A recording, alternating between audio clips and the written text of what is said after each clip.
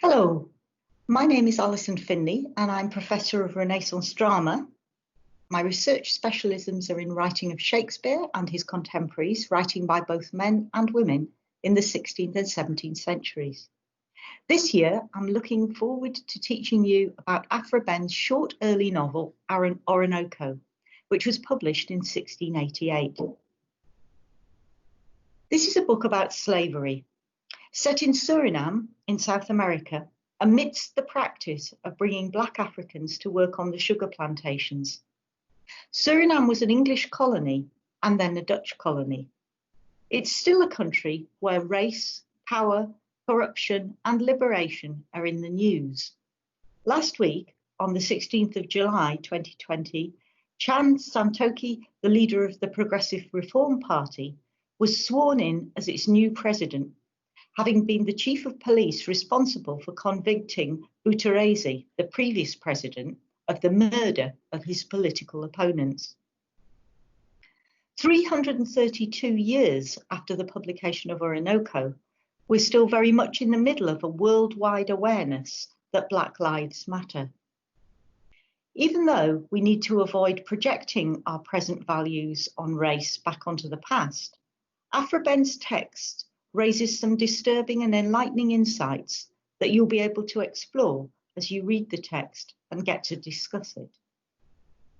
One thing to bear in mind before we even approach the book's representation of race are the positions of author and critic. Aphra Behn is a 17th century white woman whose experience of Surinam seems to have been derived from her father's appointment as a colonizer.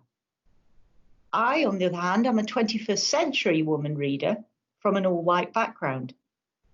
It's impossible for Behn or for me to speak the truth of Black experiences, history, or hopes. Even though Behn claims this is a true story, her book is a piece of white ventriloquism for her Black protagonist. It's been argued that white authored narratives do not serve the exclusive purposes of depicting Black lives and reality. Instead, they reproduce whiteness. With this in mind, have a look at these two editions which use images of Oronooko. The one on the left puts Oronooko into an anthology of writing called Versions of Blackness, Oronooko, Race and Slavery, from the 17th century, edited by Derek Hughes. And you can get an electronic copy of this book from the University Library as soon as you're registered, if you would like to explore the wider context. The edition on the right is Aphra Behn, Oronooko and Other Writings, edited by Paul Saltzman for the Oxford World Classics series. It uses a 1655 painting by a Flemish artist called Michel Sweerts.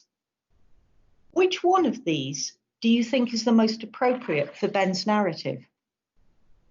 Does it perhaps, Behn's narrative that is, reproduce the white values of heroism rather than depicting Black lives and reality? Whatever your starting point, reading Oronooko is a challenging task to begin your degree. As you're reading, consider whether you think Oronooko is an abolitionist text opposed to slavery, a text that endorses slavery, a racist text, exoticizing and barbarizing the African people or the American Indians that it represents.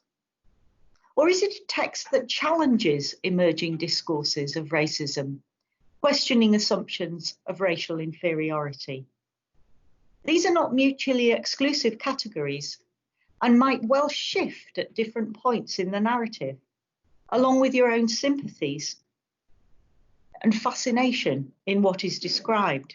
Whatever answers you come up with, reading Behn's text should be a rewarding experience. We look forward to seeing you at Lancaster.